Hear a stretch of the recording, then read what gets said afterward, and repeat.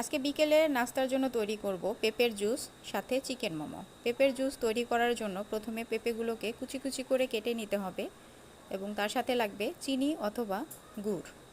ব্লেন্ডারে গুড় এবং পেঁপের কুচিগুলো দিয়ে দিব, তার সঙ্গে দিব অল্প পরিমাণে পানি।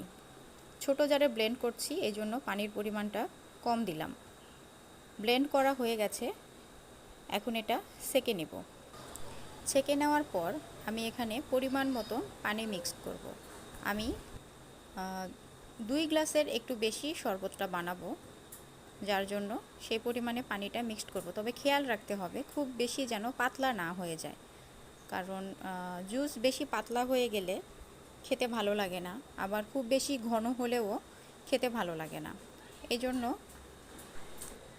যতটুকু প্রয়োজন ততটুকুই পানি মিক্সড করতে হবে। এরপরে জগে এটা ঢেলে নিচ্ছি। আমাদের জুস বানানো কমপ্লিট।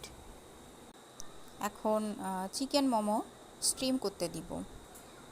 এই চিকেন মোমোটা গতকালকে বানিয়েছিলাম, আজকের জন্য কয়েক পিস রেখে দিয়েছিলাম।